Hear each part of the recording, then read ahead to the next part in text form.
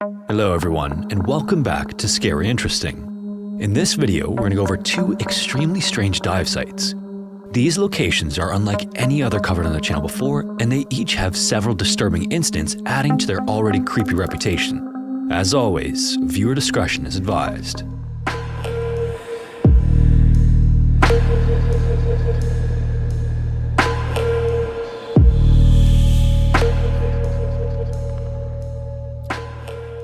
One look at the Fosse Dionne in France's Burgundy region, and it's easy to see that this spring is unlike anything that's ever been covered on the channel before. It's a karst spring, which is similar to other caves, but beyond that from the surface, it's completely unique. The Fosse Dionne isn't some remote body of water miles and miles away from civilization. It's also not located in a natural preserve surrounded by forests and hiking trails. Instead, the Fosse Dionne, which translates to Divine Pit, is right in the center of the French town of Tonnerre, and its surroundings are anything but natural. There's a narrow stream that runs right through the town before opening up into a perfectly circular spring surrounded by Renaissance-era homes and castles that look down into it. The surface walls of the spring are also man-made with stone laid during the 18th century that form a perfect circle around the water. From the edge of the stone wall above the pit, the water is a clear blue and green except for one side, where the blue becomes much deeper, clearly indicating the entrance to its massive cave. What isn't immediately apparent from looks alone, however, are the mysteries the Fosse Dionne keeps secret in its dark and winding underground chambers and passageways. Part of this aura can be attributed to legends that have been passed down from generations. The first time the Fosse Dionne makes an appearance in any literature is in a text written in the year 659, which tells a story of a 7th century monk. The monk apparently heard of the Fosse Dionne and what the locals said lurked beneath the waters. At the time, the sinkhole was used by people of the town for drinking, bathing, and cooking, and there were stories of creatures living beneath the surface. One of those rumors was of a cryptid known as a basilisk, which is a half lizard and half rooster. Upon learning of this creature, the monk traveled to the town with the purpose of ridding the community of the beast. During the Middle Ages, the Fosse Dionne had another origin story as well. Supposedly, on a dark night, a young girl hurried through town on her way home and came to a swampy area. At this moment, she realized she was being followed as she heard footsteps behind her. When she ran though, so did whoever was following her, and the same when she slowed down.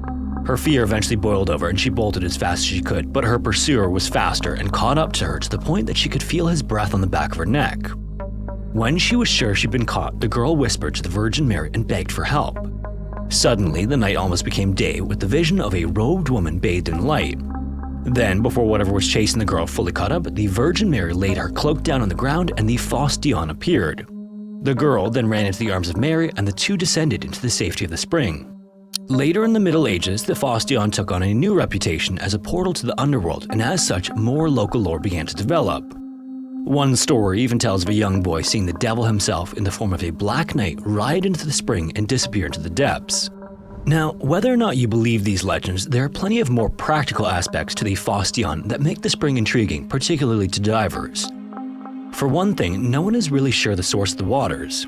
It is known that it's partially fed by the rain that trickles down from the surrounding hills, and a 20th century study using dye tracing determined that at least some of the flow comes from an underground section of the Lane River.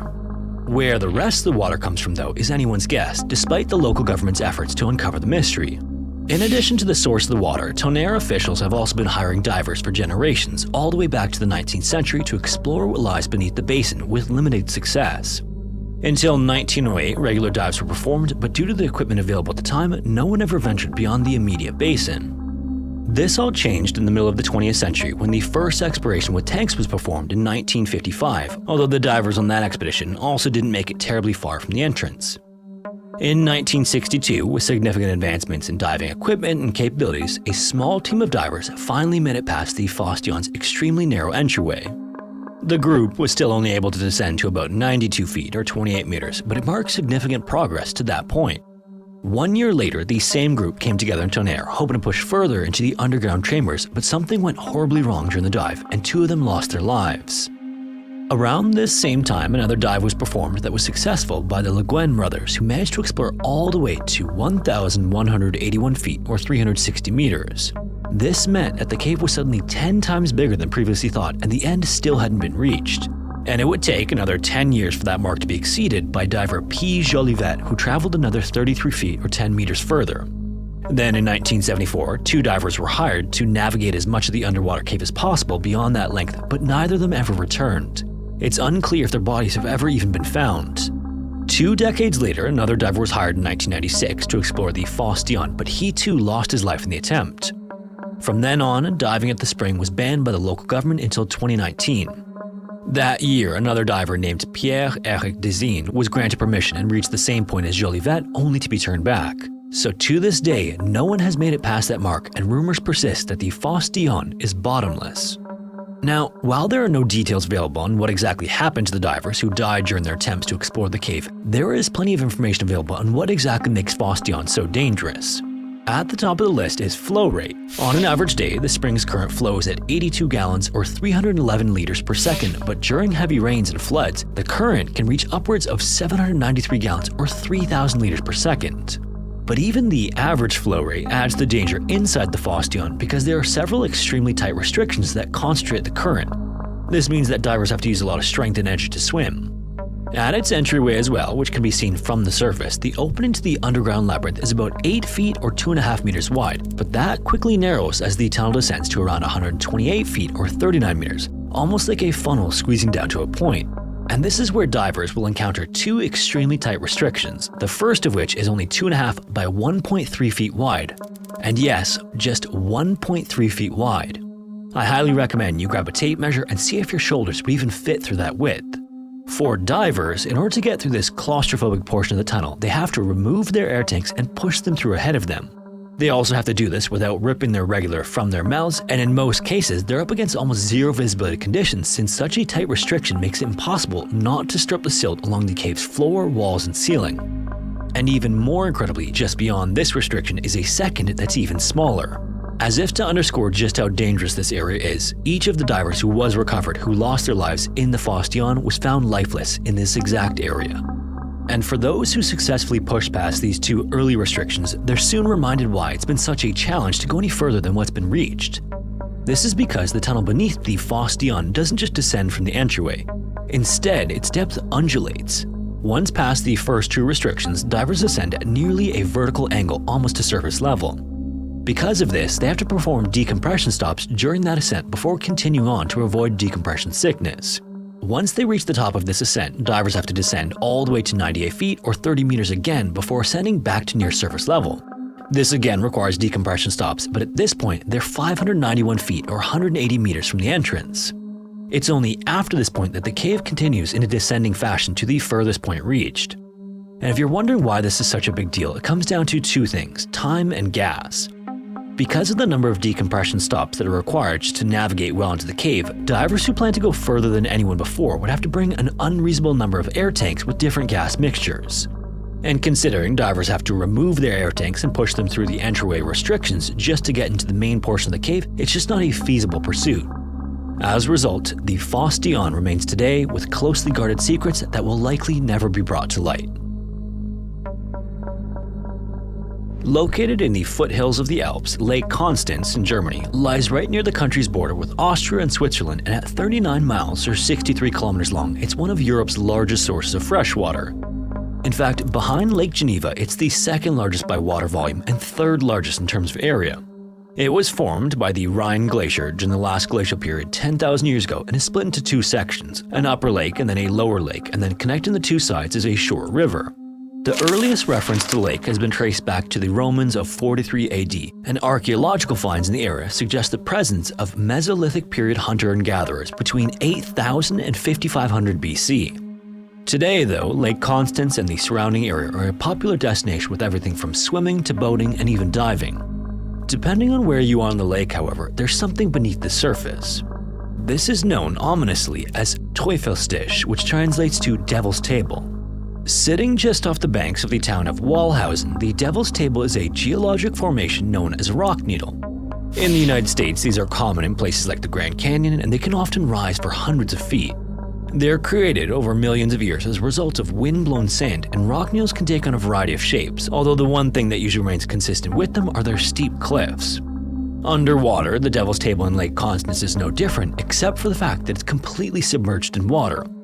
This makes it a prime location for divers, but not just anyone can hop in the water to take a peek at this massive formation.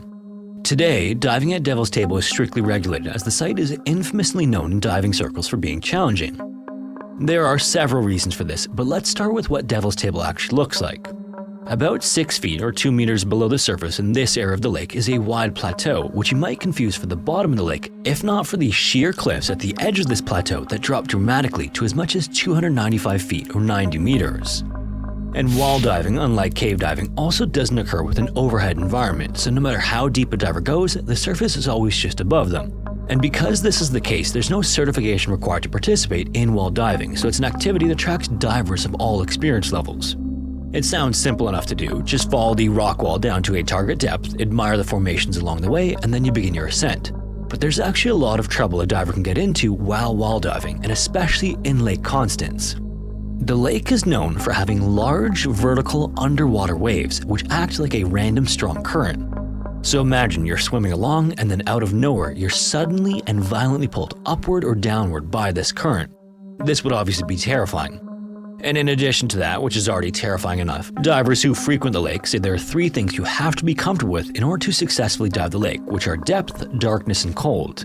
And because there is plenty of all 3 at Devil's Table, it can be easy to get disoriented once you're deeper than the sunlight at the surface can reach. To avoid this, it's recommended that divers set a compass in the direction of the cliff face upon reaching it, so that if they lose sight of the wall at any point during their dive, they can just swim according to the compass and eventually find their way back. As you might imagine, those who aren't seasoned divers can easily panic by losing sight of the cliff face. In 1 second, you might be next to this large wall, which is acting as your guide, but then in the next second, you're in a dark nothingness with nothing to guide you. So because of all of these factors, to dive Devil's Table today, divers have to get a permit. And in order to be issued one, divers have to prove that they performed at least 40 dives within the previous 12 months, and at least 10 of those dives must have taken place at Lake Constance to a depth of at least 66 feet or 20 meters. This restriction has been in place since 1979, and for good reason. Devil's Table was the site of several dives with tragic endings, beginning in 1977. On May 7th that year, divers Wolfgang and Eberhard, both 27 years old, left their hometown early in the morning, heading for Walhausen. The two were experienced divers and both were members of a diving club, so diving Devil's Table was to be a leisurely activity for both of them. The 2 men each had double compressed tanks that held around 4,000 liters of air, which was good enough for about 40 minutes of diving. Once they arrived at the lake, they had a friend waiting on shore and told him that they'd be back at the surface in around half an hour. With that, the 2 descended and began exploring Devil's Table. However, about 90 minutes later, so 1 full hour after they were expected back, the friend on shore realized something wasn't quite right. He then suited up and entered the water to look for the 2 divers but found nothing. The lake water police were then notified about the incident several hours later, and soon after, the local media became aware and arrived at the scene to find water police managing a recovery operation. Tragically, when speaking with the operations leader, reporters were told that it was already far too late to save the 2 men. Just after 6 p.m., the first 2 rescue divers entered the water and searched to a depth of around 230 feet or 70 meters, which is considerable and requires a handful of decompression stops on the ascent to perform safely. After 45 minutes, a second team entered the water as the first team was ascending. The second team also searched for about 45 minutes before beginning their ascent. A third team then entered the water, which was made up of several divers from this first attempt. If this third try didn't turn up the bodies of the 2 lost divers, the plan was to start using underwater cameras to search for them, as the depths made for physically exhausting dives for rescuers. The third group consisted of 6 men, none of which were able to locate Wolfgang or Eberhard, so around 8:30 p.m. they began ascending. At the surface, it was around this time when the support team noticed that the rising bubbles from below had dissipated, and this raised the alarm that the third team might be in some sort of trouble. All the support divers then leapt into the water and started to descend, hoping to find the other members of the rescue team. When they did though, they found 4 of them were working frantically to get 2 others who had lost consciousness to the surface before it was too late. Unfortunately, it was an effort that would be in vain, as the 2 rescue divers were dead long before they reached the surface. During an autopsy on the 2 rescue divers, it was determined that they were actually suffering from decompression sickness. It seemed that they hadn't fully recovered from their first dive when they joined the third team that day, and the bodies of Wolfgang and Eberhard have never been recovered.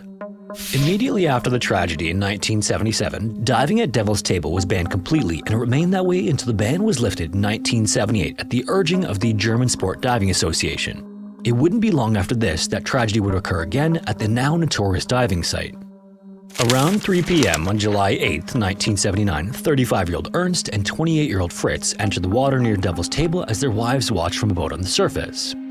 Ernst was an experienced diver who had more than 10 years of diving under his belt, and while Fritz had considerably less experience, he had been diving near Devil's Table before without issue.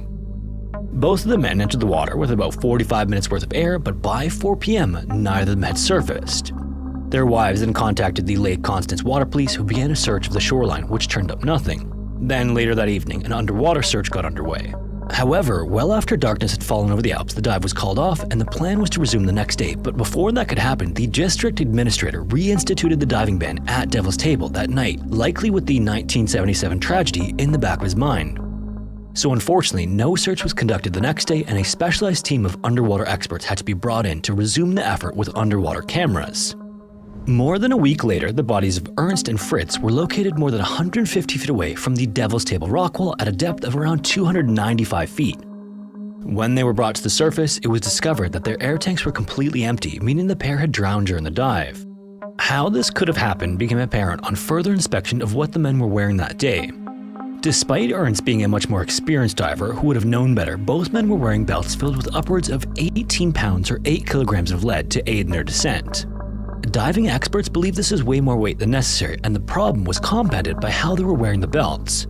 Normally, weight belts are worn outside the straps of any other gear a diver might wear, and they're normally fastened around the waist with quick-release buckles.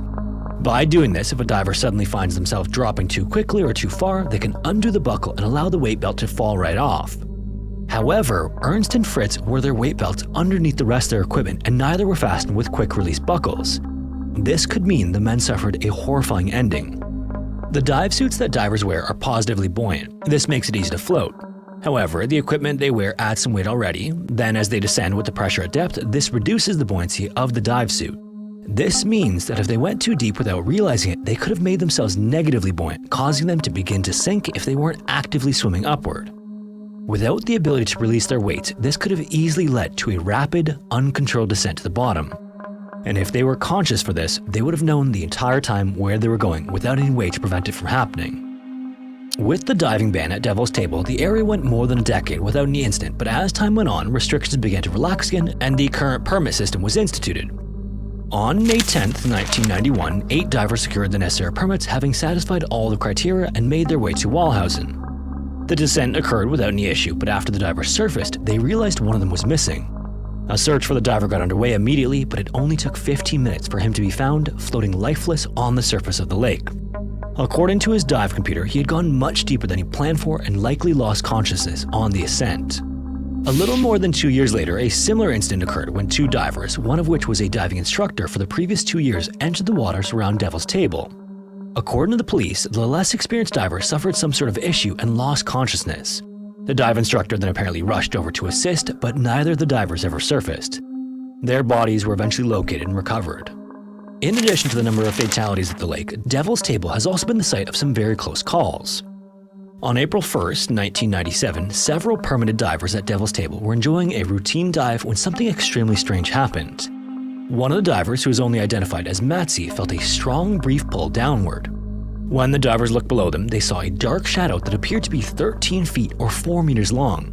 As it continued to ascend, it became clear that it was a massive and curious catfish. Suddenly, the fish grabbed a hold of Matsi's foot and started dragging him toward the bottom.